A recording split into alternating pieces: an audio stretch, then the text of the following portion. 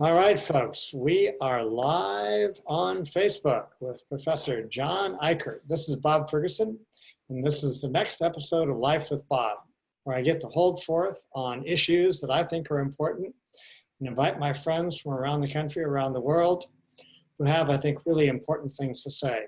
And I don't think there's anyone that I know who has more important things to say than Dr. John Ikerd. Thank you. Well, it's my pleasure. And you've been living here in Fairfield with us for what, 5 years, something like that? 7 years, 7 years in March. How fast the time goes. Yeah. John is a legendary professor, professor emeritus now of agricultural economics at the University of Missouri. And actually, John, we've talked about this. My University of Missouri roots go very, very deep. My father and mother met there. My uncle, Carl, was a graduate of the University of Missouri, as actually all my uncles were, my dad and my three uncles on his side. But Carl actually was a grad student of William Albrecht, a great advocate for biological fertility. Uncle Carl spent his entire career at the USAID in Haiti, Morocco, Baghdad, other places, teaching people how to build soil. Yeah, So, Professor Albrecht was, well known in the profession. Still at the time I got to the University of Missouri, he had been head of the Soil Science Department. He was also president of the American Agronomy Association, the American Soil Science Association, and he was very much an advocate of biological agriculture, what we would call sustainable agriculture, regenerative agriculture. Yep. So anyway, you had a storied career, and what I'd like you to do is really talk about how you got to know what you know now and believe what you believe now, because it's been really a journey, hasn't it? Yeah, I'll make this brief, but I think the parts I talk about are relevant. That I grew up on a small dairy farm down in southwest Missouri, and my brother's still on that farm, and it's still a small farm. He quit milking cows when he turned 65, but he spent his whole life there, and I was always in contact with him. But I was fortunate enough to be able to go to the University of Missouri back in the days, when a poor kid of modest intelligence could still go to a state university and work my way through. But I got a degree in agricultural economics. I'd never heard of agricultural economics until I went to the University of Missouri, but I took a course in it and it seemed to make sense to me. So that's what I ended up majoring in. Then I worked for Wilson Packing Company, meat packing company, the fourth largest meat packer in the country at that time. There's been a lot of changes in the industry since then. I worked with him for 3 years. I decided that wasn't what I wanted to do, and I came back to the University of Missouri and got my PhD, then my master's and PhD in agricultural economics. But I spent 30 years at 4 different land-grant universities, major state agricultural colleges. North Carolina State, Oklahoma State, University of Georgia, and then I came back to the University of Missouri. The first half of that academic career, I was a very traditional agricultural economist. I was a livestock marketing specialist, but it was the whole philosophy of agriculture at that time was that we had to make agriculture more efficient. We had to increase the productivity, to feed a growing population. But also, if we made agriculture more efficient, we'd bring down the cost of production, we'd bring down the cost of food to everyone. We would create economic opportunities for farmers that were innovative, that adopted these new lower cost technology. And that would be good for rural communities because we'd have prosperous family farms, prosperous rural communities. And that all made sense to me. And I think it made sense to a lot of people. And I think it was well intended. But during the farm financial crisis, I still refer to it, of the 1980s, I began to question all that, because I came to the realization that the means that we had chosen for making agriculture more efficient was basically applying the industrial model of economic development to agriculture. And that goes back all the way back to Adam Smith and division of labor: specialize, do fewer things so you can do them better. Once you specialize, then you have to standardize those specialized activities so they all fit together. And once you standardize, then you can routinize, mechanize, make the whole process kind of begin to work like a machine.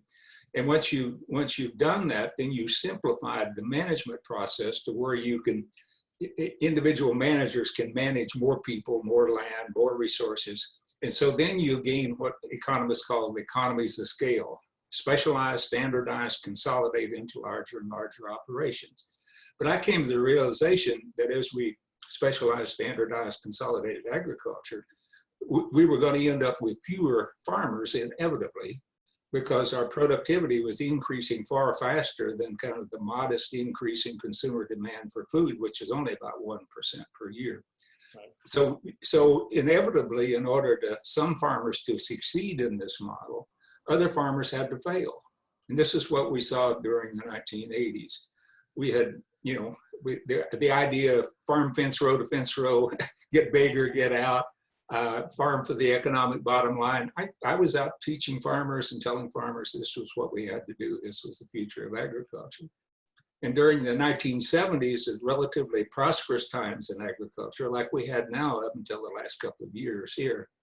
But farmers had done what we experts, so-called experts, had been advising them to do. And many of them, there was a high inflationary time at that time in the 1970s, as well as the export markets were growing and so on. But many of them had borrowed a lot of money, as we had basically encouraged them to do. We say, you don't have a profit problem, you have a cash flow problem, and you can borrow against the inflated land values. And, it's just a matter of meeting cash flow by borrowing against the equity. It all seemed to make sense as long as everything kept growing. But we got into the 1980s, and then we got into a domestic recession to try to bring inflation under control. We got into a global recession, the export markets dried up, and farmers were caught with huge debts at record high interest rates. Some of the interest rates, 16, 17%, because inflation rates were 12, 14%. So farmers were caught in situations, they were going broke, and bankruptcies, foreclosures. Every night you could turn on the network news at that time, and there'd be stories of crisis in rural America. So I said, there's something fundamentally wrong with this kind of agriculture. Because I went to the University of Georgia. I was head of the Extension Agricultural Economics department there. And our responsibility was to go out and work with these farmers and try to help them find some way to save the farm or to sell out while they had some equity, or at least talk them out of killing themselves, because we had farmers that were committing suicide because they were losing their farms. Yeah. So as I began to realize then that the farmers that were in the biggest problems were the farmers that were doing what we so-called experts had been telling them to do. So this wasn't good for farmers. And then I looked at the rural communities that depended upon those farm families, as there were fewer farm families that could make a living and family farmers were going out of business. Those rural communities were dying. Nobody to shop on Main Street, in addition to buying, agricultural supplies. No kids to go to school, people to sit in the church pews, people to, serve on the volunteer fire department or the city council or whatever. So we were destroying rural communities, and it's only then I became aware of what we were doing to the land, farming fence row to fence row, agricultural chemical and biological waste, polluting the air and water. And I could see that this kind of agriculture, it didn't make sense, and it wasn't sustainable. And then thankfully, the sustainable agriculture movement was kind of coming on the scene with USDA at that time. And I was able to get involved in that. And I still look at sustainable agriculture as kind of an updated version of what used to be the balanced farming program in Missouri. It's about meeting the economic needs of the family. Farming needs to meet the economic needs, but doing it in a way that contributes to the quality of life of the family and the communities that depend upon those farm families, and taking care of the land. The balanced farming program is about building terraces and controlling soil erosion and things of that nature. Sustainable agriculture is about balancing the economic, the ecological, and the social dimensions of agriculture. And I think that's traditionally been the philosophy of family farming. And that made sense to me. And so I've been working on it ever since. I retired almost 20 years ago. And I guess I'm trying to make up for the damage I did by promoting a model that I no longer believe in. But I've just continued to learn and try to teach and try to understand and try to help other people understand how we can create an agriculture that meets the needs of all in the present, but does it in a way that takes care of the land so we can meet the needs of people in the future just as well as we meet our needs today. Well, that's certainly a really beautifully succinct and very, very important introduction to this set of ideas. Thank you. John, let's talk about, go a little bit deeper into kind of what's really going on with our agricultural system, because it's not just a matter of farmers, family farms going out, farmers having trouble. We had prosperity, and then all of a sudden in the last couple of 2 years, it's just, devastation again. There is something going on with the land and with our farming practices and with the consolidation, what Austin Farrell talks about, the undue monopoly consolidation that creates all manner of ill. So let's expand the picture. We don't dwell on what's wrong, but if we don't understand the system we're caught in right now, we can't really have the conversation that I want to have later on in the hour about what do we do. What's the positive opposite of the problems we have now? What does it look like when we really have what you said, an agriculture that feeds people and is economically viable and sustainable? Yeah, well, I think in response to your first question about kind of where we've evolved since where we were back then in terms of the concern about corporate consolidation, it's a continuation of that trend I talked about before. Because the first stage was that the independent family farms just became larger. Farmers were able to farm more land because of the mechanization, the chemical and chemical technologies that come in, the pesticides and fertilizers and so on, simplified farming. They could farm more land. In the same way with livestock, the simplification, kind of the industrialization of livestock allowed farmers to have more livestock. But they're still mostly independently owned. And then when we came along, particularly in the livestock sector, it began with poultry and then in beef, and there were large feedlots, and then in hogs. But we began to get into contract production where corporations that owned the feed companies or owned the processing plants, then they would contract with farmers, had previously independent farmers, to produce the livestock for them. But these were comprehensive contracts in many cases where the corporation took over all the important management decisions. They decided the breed of the livestock or the poultry, the feed ration, the healthcare program, the specifications of the buildings and equipment that would be used. They basically took over the management of the operations. And even in crop production, we see that with the increasing situation where we have genetically modified organisms, which requires if you're going to get the seed, that's genetically modified, then it has patents on it, and then you have to use the herbicide they go with, because most of those are herbicide-resistant genetic crops and things of that nature. So increasingly, we see agriculture coming under control of the large corporations. And then what we were talking about in terms of economic efficiency or gains from large-scale operations, that's been applied straight across the board in our economy. We basically stopped enforcing antitrust in terms of trying to control the number and size of firms in industries, including agriculture, back in the 1980s. And since then, we've seen concentration of the market power. Like I'll just stick with agriculture, where a handful of firms, like 4 or 5 firms they look at, will control 40, 50, 60, even 80% of the total production. And when you combine that then with that, it's called horizontal integration. When you combine that with a vertical integration, where they control the production all the way back to the genetics of the livestock and the crops, and all the way through the production of the system, and then all the way through either processing, wholesale, even in the case of Walmart, for example, retail, going all the way back to the production level. Then basically what you've done is you've moved away from a competitive, capitalist free market system to a system that has far more in common with kind of a planned economy, like we associate with communism or socialism or something like that, except it's the corporations now that are making the decisions about what's produced, where it's produced, how it's produced, and who gets to produce it. And all of those decisions in a free market capitalist economy are determined by competitive markets at various levels. Competitive markets for the input, for the product, for the wholesale, for the retail. These things are disappearing. We're turning into a planned agricultural economy that's being controlled by large corporations.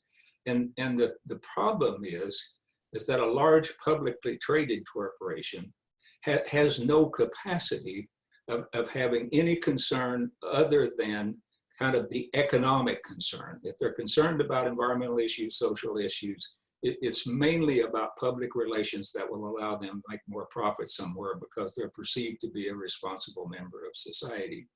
Now, an individual or a family corporation is no different than an individual. You know, the family can reflect its social and ethical values and say, we're going to take care of the land, even if it costs us money. We're going to be responsible members of our community, even if it costs us money. But when you get into a large publicly traded corporation, all of the people that own stock may be good people and they have social and ethical values, but the only thing they have in common is a desire to increase the value of their stock, because they're scattered all around the world. They got different nationalities, different religions, different value systems, different ages, different stages in life. And when you have electronic trading these days, like we have on the stock exchange, and mutual funds and pension funds, as you know, that most of the time people don't even know which stocks they own. You know, how are they going to reflect their social and ethical values through the ownership and control of a company if they don't even know they own it? Or, and as I was saying, with electronic trading, they may own the stock for a few minutes or a few seconds. You know, we've evolved to the point where these may be good people that own and manage the corporations, but we've turned the control of agriculture, basically, and much of our rest of our economy over to mechanisms that we created for a good purpose of allowing people to, you know, bring their capital together to do something productive. But we lost sight of the fact that they have no capacity to have the value that a real human being would have. They can't behave like a family farmer, because a true family farmer, you know, the values would make a living, but do it in a way that I'm going to be a good member of our community. I'm going to be a responsible steward of the land. If necessary, I'll sacrifice some profitability for the other things that I consider to be more important. You know, John, it's interesting, fascinating, actually. I was interviewing Austin Frerick, who was an economist at Treasury, and he cited the Harvard thesis work of a young man from Keosauqua here, and he went back and looked at the historic record there, and, you know, I think 40 years ago, not very historic, I mean, certainly in our lifetimes. I can remember, I never thought I'd get old enough to say, oh yeah, I remember. I remember 40 years ago, but I have arrived at that blessed state of life where I could say that. But anyway, I went back and looked, I think it was 30, 40 years ago, looked at the major employers in Keosauqua. And for those who don't know Southeast Iowa, Keosauqua was just a little bit down the road from Fairfield. He looked at the employers, and it turned out that there was, I think, 12 employers, and all but 2 were locally owned, you know, like Cambridge Investments or Creative Edge or, you know, Francis's Dairy Farm, you know, all of the different wonderful companies that we have here going in Fairfield.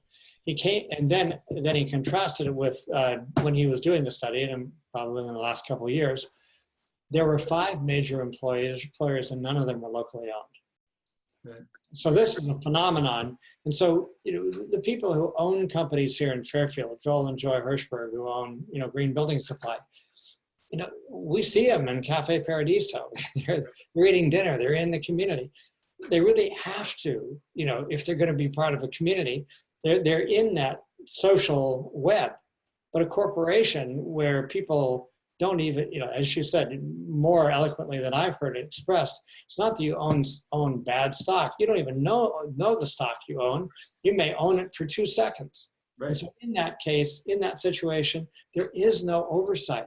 There's no social structure to keep the thing together, is there? No, and I think part of the solution that we talked about earlier is that within our economy as a whole, we have to find ways of reestablishing that sense of personal connectedness. You know, when I talk about sustainable agriculture and social responsibility and ecological integrity, that has to come from a certain sense of social connectedness or responsibility to people within a community that you feel some responsibility for.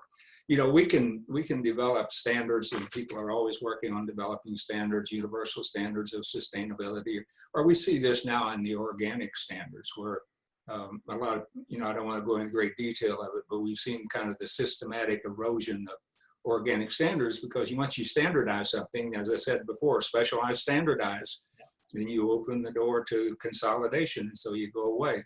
So when you try to write a set of rules or a set of standards, if you don't have a sense of personal responsibility to comply with the intent or the underlying principles, rather than just what's legally required, then you'll find that you cut the corners anywhere where there's a conflict between economic, short-run economic efficiency and any of the things you're having to do, to comply with the standards. But if you have connections within a community, you don't even have to sell all your product within a community.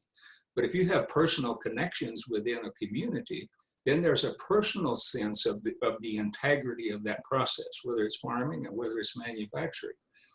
And so even if you have a farmer that's selling most of their product outside the community, if they have a significant part of their business that's rooted in that community, and their sense of personal well-being is connected to the respect of their neighbors and the people within the community, and their own sense of ethics in terms of what they're doing for their piece of land because they're connected to it, and it has family connections to that piece of land or to that business, then there is that sense that you're not going to compromise everything for economics. But when you spread it out and when everything's owned and controlled outside, you're just not going to have the same sense of responsibility. One thing that bothers a lot of people, and I think with good cause, is increasingly the agricultural processing facilities and livestock in this country and in the whole livestock sector is controlled by companies on the outside. JBS is from Brazil, which is the largest meatpacking company in the world. They now own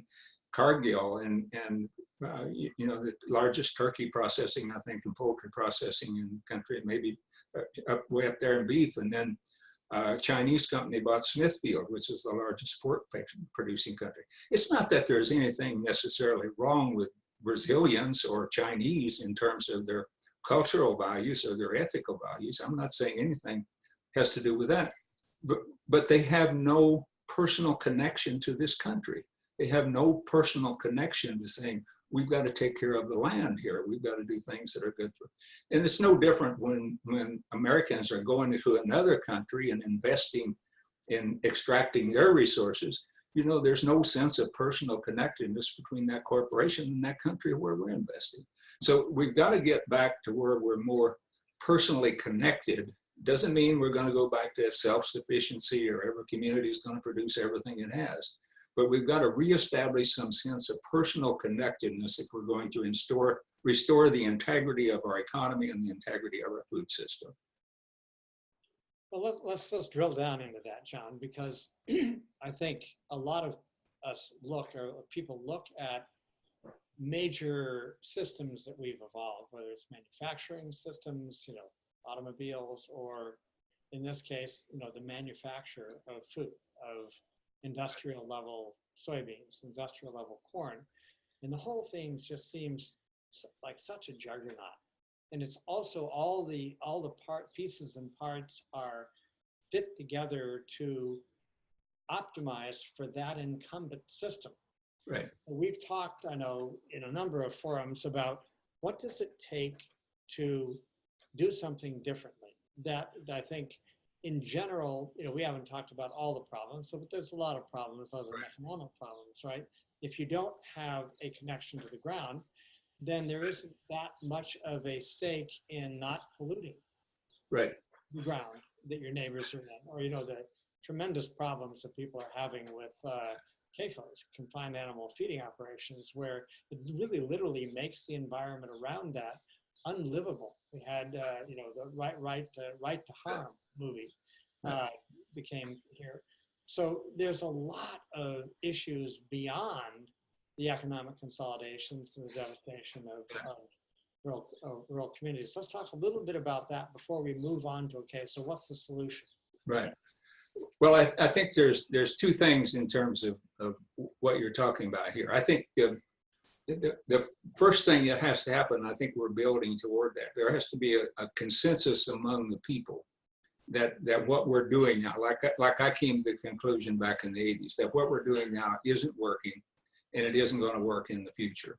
And that's when I think we have to confront the reality, and the science is out there, that the kind of agricultural system that we have created is polluting the environment, it's polluting the air and the water, particularly the large confinement animal feeding operations. And there's plenty of evidence of threats to public health, not just the odors, but the hydrogen sulfide and the methane and the ammonia that comes out of these operations in many cases are above levels that would be allowed by manufacturing operations. And we know that we have water pollution that's coming from these operations. Recently, there was a study come out on high nitrate levels in the water and association of that with cancer. And there's really no doubt that that comes from agriculture. People argue about where it comes from.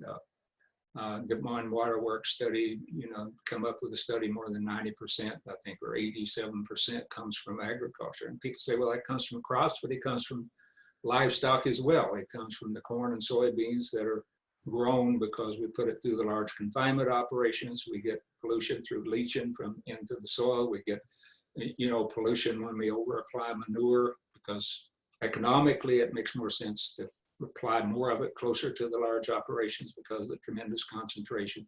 And so we've got to have an awakening to that. And I think we've got to have an awakening to the fact too, that this isn't just sort of an environmental issue or even a public health issue. It's really an ethical kind of moral issue. What right do we have? I put us all in that category that buy the products because they're cheap or whatever that come out of it. What right do we have to pollute the environment, but even more so to destroy the quality of life of people and diminish their property values when they live in proximity to these operations, just so we can save a penny or two, on bacon or ham in the store? But we've got to come to that realization. Now, ultimately, you talked about the right to harm, and there's someone in there, not me, that says this, that ultimately, to control the capos, we have to have changes in public policy. We have to have changes in the law. And you mentioned the consolidation and concentration, or we talked about in agriculture and in the livestock industry and so on. What we have there is a situation where we've moved so far away from kind of the competitive market capitalism that this is no longer about economic efficiency or productive ability. When the corporations go so large, then they gain the political power to kind of define the political framework within which they operate.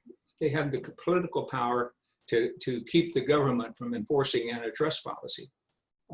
We have to go back and enforce antitrust policy. If we're going to restore competitiveness to our markets, everybody brags about this competitive system.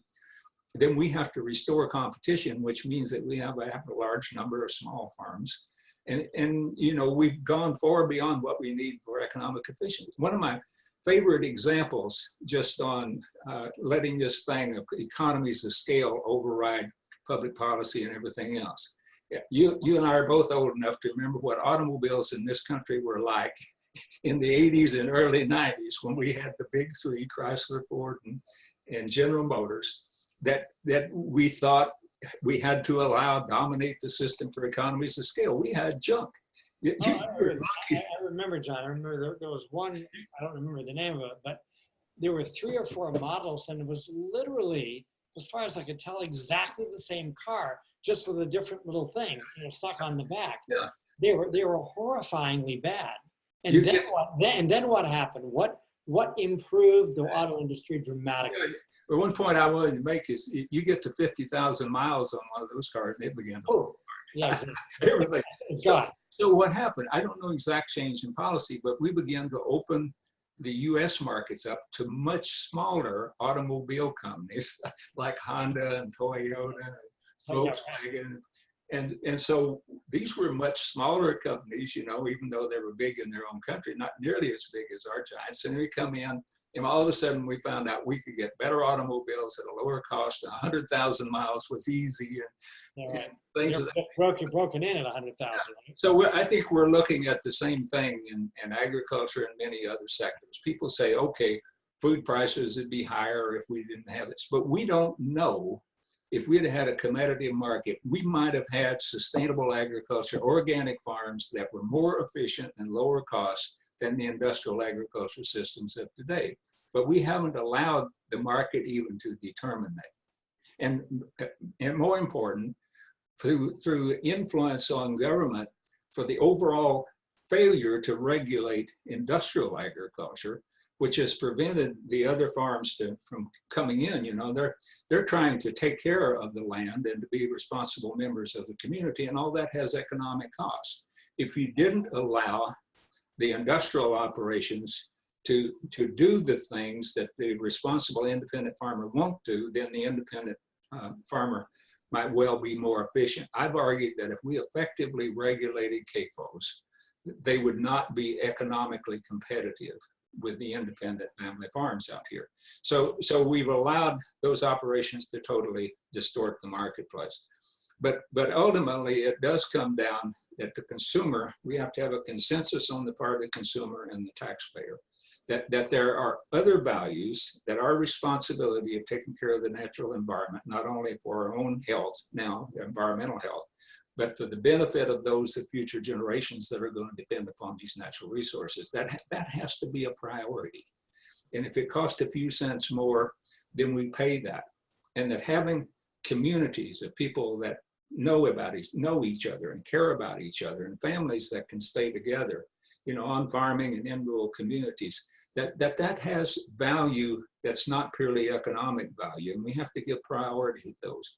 But until we have a consensus on the part of the American people that those things truly are valuable, then we're not going to have the regulations, we won't pay the cost. And by the way, the studies that have been done, if we move from our industrial agriculture today to a sustainable agriculture, organic permaculture, holistic, regenerative things of this nature, once we went through the transition, then we would probably be paying no more than 8 to 12% more for food at retail level. The higher prices now are not necessarily due to higher cost of production at the farm level, but that we don't have an efficient processing and distribution system or a means of getting the product from the farm level to the consumer.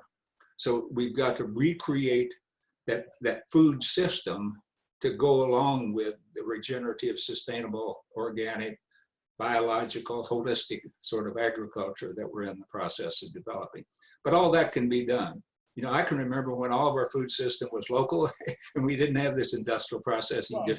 Yeah, because in turn of the last century, not the one we just passed through, but the other one around 1900, about 90 to 95% of the food eaten in Iowa was grown in Iowa. In other words, and we had 80 varieties of commercial varieties of apples. I even understand we were the potato capital for, you know, so we've got the ground to do it. But just winding all the way back to the car analogy, because I think it's really, a lot of us have been so mesmerized by the idea that we have to have these massive, big systems. That's the only way to do things. When we had massive, big systems that, as Austin Farrick said, if you've got a cartel, the organization behaves like a cartel. If you've got a monopoly, the organization behaves like a monopoly. There's no such thing as a cartel that behaves like a fully open system. It just cannot happen. Can't we do that same thing in agriculture? And if we can, what would that look like, John? What would it look like if we kind of fix the system? If you were king and you had the Grand Wizard and you had a magic wand and you could create a modern production system that had all the virtues you wanted, and you've got 15 minutes to do this. Go. Yeah. Tell us about that. Well, let me start from here. It's not as big a task as most people think. Studies done by Iowa State University, I don't know, 3 or 4 years ago or whatever, looked at the hoop house system of hog production, you know, where the hogs are inside, but these kind of in quantity. But you've got bedding in there, this deep bedding that the hogs in solid waste, not the manure system, and you move out the bedding and compost it and put it back on the fields and things of that nature. And they said, in many cases, these systems that we already have, the technologies we already have, are as efficient as the CAFO systems, but in some cases they talked about on average maybe $3 to $6 a head difference in cost, that the CAFO would have that kind of an advantage. Now, if you're producing 10,000 hogs, then that's $30,000 to $50,000. So from that standpoint, but if you think about it, you out of one of those hogs where you've got, let's say, a $3 advantage to start with, you get about 140 pounds of pork at the retail level. So if you take that $3 and spread it over, you're talking about 2 cents a pound, about 2 cents a pound is all the difference it makes. And if you're paying like $3 a pound for pork, or even $2 a pound, that's 1%. You wouldn't even notice it. So it's not that big advantage.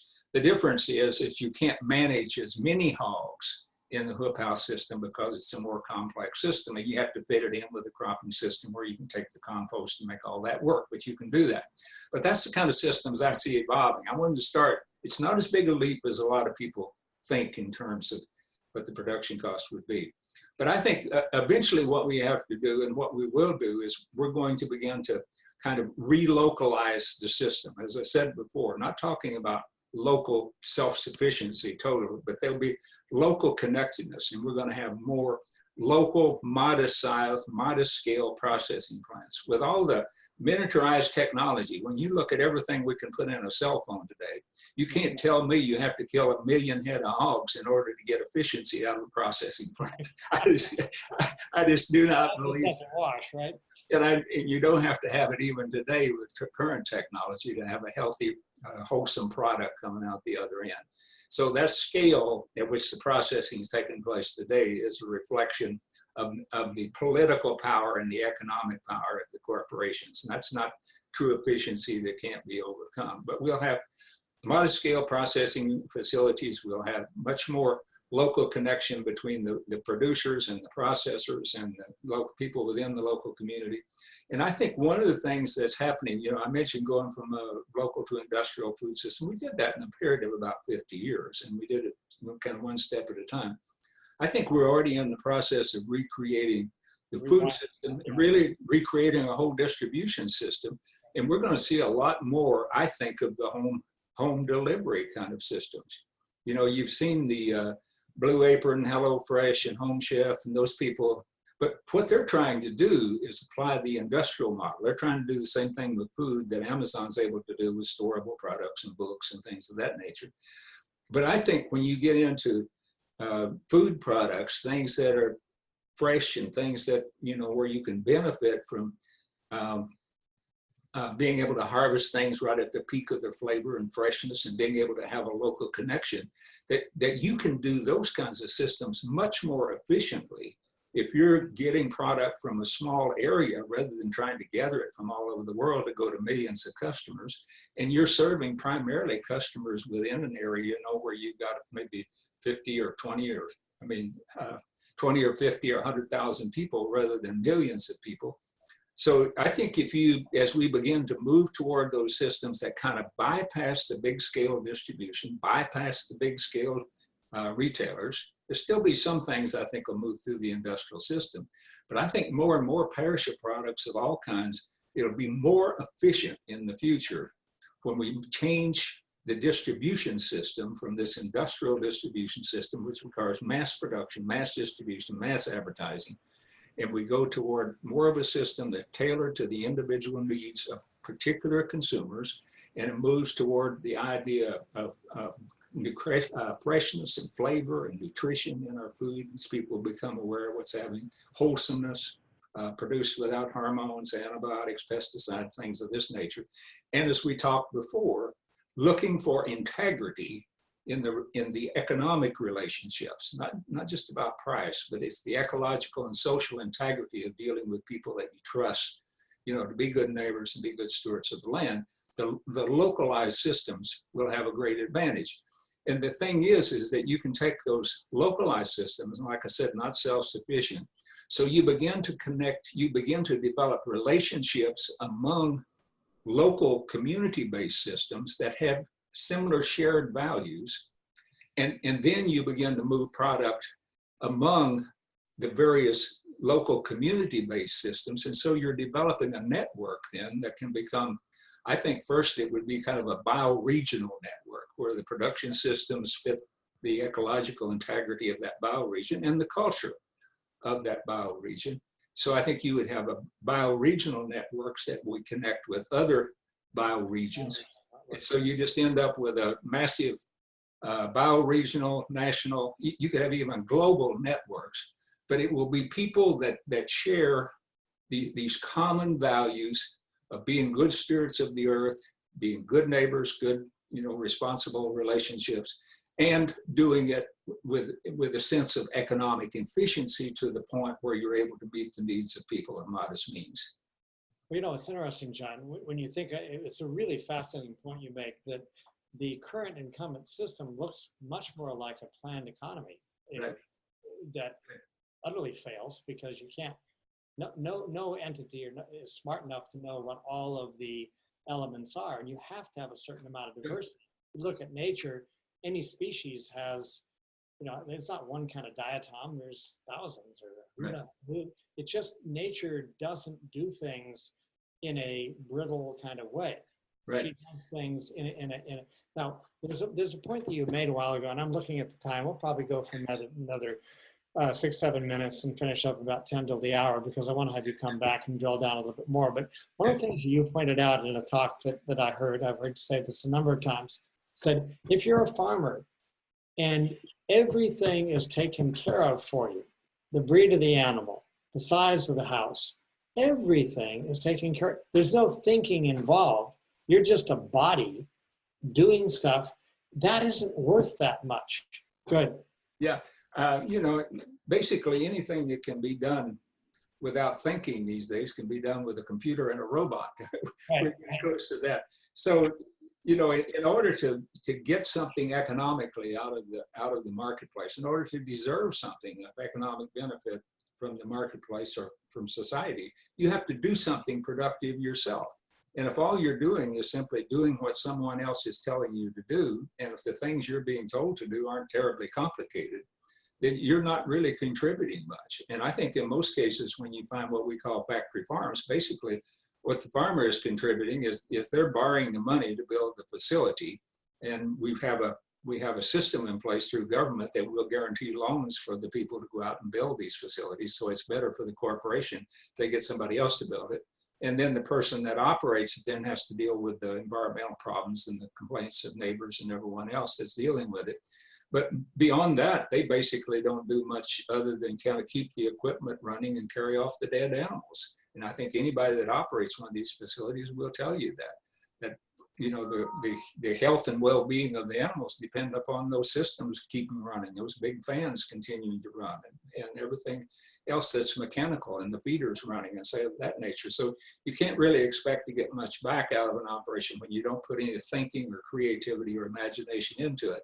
And I think that's the greatest promise of sustainable regenerative farming, as I talked about a while ago, even with the hoop houses. You're beginning to put more in as the person that manages the operation. You may put in more labor, but the main thing you're putting in is management ability and the skills that it takes to work with nature, rather than just run a mechanism that tries to dominate nature. And in return for that, you get a greater return to your labor and your management, and you can make a better living with less capital and less land. So I think that's an important part of what we're talking about, is moving in that direction. I wanted to mention a couple of things when you're talking about working within ecosystems. There are two major global movements that have kind of been suppressed in the country, but they're major global movements that I think increasingly are coming into this country. One is agroecology, which looks at the farm as a part of the living system. It's kind of the underlying principle of holistic management, regenerative agriculture, sustainable agriculture. It's kind of the philosophical foundation that says that the farm and the farmer and the land and the natural ecosystem are all part of the same functioning system, and that the farm has to function in harmony with, as we talked about, the diversity, the resilience, the regenerative capacity of the natural ecosystem, but also in harmony with the larger community. And when I was talking about my vision of the future of the food system, there's a whole movement called food sovereignty movement, which is very consistent with the philosophy of agroecology, because it says you have to have sovereignty within the community. The people in the community have a right, a basic human right to enough safe, healthful food to meet their needs, but also a basic right to determine their own food systems, to create their farming systems and food systems that fit their culture and fit their particular ecological place.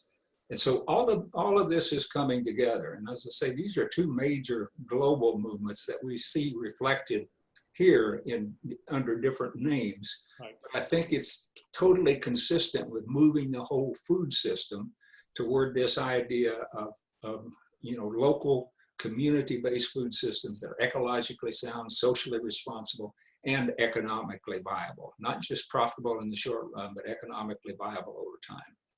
You know, when you think about Francis Hickey's dairy farm, it's almost a perfect Absolutely. talking about, because it's a highly managed system. Francis has a PhD in soil fertility. He was a USDA researcher, came back, took over this struggling dairy farm and moved it to a different place, to an area where there was soil that had been eroded so badly it was down to the red subsoil. There wasn't any topsoil left. We haven't even talked about topsoil. That'll be another. One of the things I wanted to mention, before we go off, that you mentioned earlier, that I think is critical to everything we're talking about. We really have to rethink this whole concept that economic growth is going to be the solution to our problems, or that economic well-being is somehow going to solve all of our problems and make us happier. This whole movement I'm talking about is driven by the growing realization that we, among the wealthiest countries of the world, and I suspect you're in the same situation, but when I was growing up a kid in Southwest Missouri, I could not imagine all of the material well-being that I've had. And I'm not a wealthy person, but I couldn't imagine the material abundance in terms of the income and all the things that we have.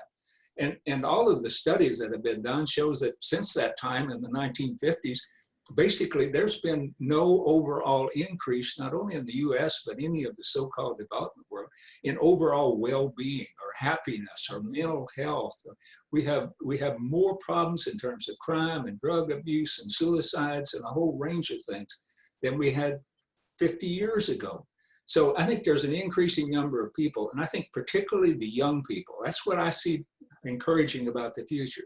They're saying, you old people have built something that may last your lifetime, but it's not going to last through ours. And we don't want to get saddled into doing this thing that you've been doing, of just working day and night and striving more and more and borrowing more money so we can make more money. We want to do something else. I think it goes back to the basic idea that when we came out of the Enlightenment, we said, you can't really believe anything unless you can prove it. And I think what happened is we said, we can't prove that there's any purpose to life. If there's a purpose, it comes from somewhere beyond what we can observe and measure and validate. And so we can't prove there's any purpose to life. But we know that life without purpose doesn't make any sense. If there's nothing in particular we're supposed to do, then anything is equally right or wrong. I say, there'd be no reason to get up in the morning, but again, there's no reason not to. So it doesn't make sense. So I think what we did is we said, okay, money is a claim to something else. That's basically what the economy is. It's an impersonal, gives us an impersonal way of meeting our needs. We can get our money and we can buy it. So we said, money is a means to about anything else, or a lot of different things.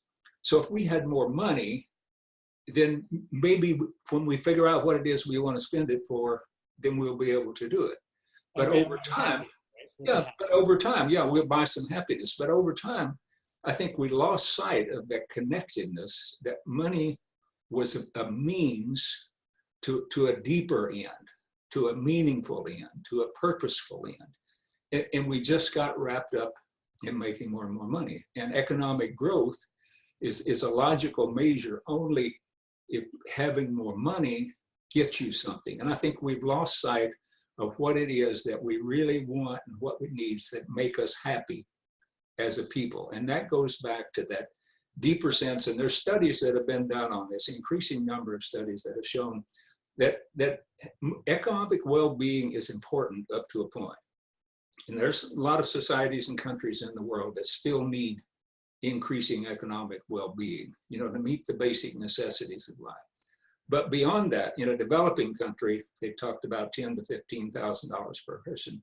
But beyond that, there's no relationship between increasing wealth, increasing income, increasing happiness and satisfaction. You have some wealthy countries where people are happy. You have some poor countries where people are even happier than they are in some of the wealthier countries. Beyond that, the studies show it's a matter of the quality of relationships. So when I talk about community-based food systems, local economies, I'm not just talking about, you know, economic efficiency or ecological integrity. I'm talking about achieving the quality of life that comes out of those relationships within the community. And beyond that, it's that sense of purpose and meaning of saying we're here to take care of each other and to take care of the earth. And economics is simply a means of allowing us to do that. And I think when we get our priorities straight, then the kind of food system we have, the kind of farming systems we need, the kind of society we need, the kind of economy we need, kind of falls out of that. And it will turn out to be an economy and a society and a food system that I think will be very different than we have today, and very much better. Well, John, may we both live long enough to begin to see that happen even more than it is now. It's such a vision. Every time I hear you, I just feel like, okay, there really is, not only there's hope, but there's a realistic pathway. I think that's what people, particularly young people, but all people of all ages, they need to understand that, as you said, it's not that big a leap. It's not, if we made this thing in 50 years, we can unmake it, or we can make it into something new in less time than that. Right. And all of the wonderful examples of uncompetitive industries, competition comes in, diversity comes in, if you will, smallerness comes in, and all of a sudden, the whole system just works better. Thank you very much, my friend. And well, this won't be the last time we talk. All right, very good. Thank you, Bob. Very good. Thank you so much.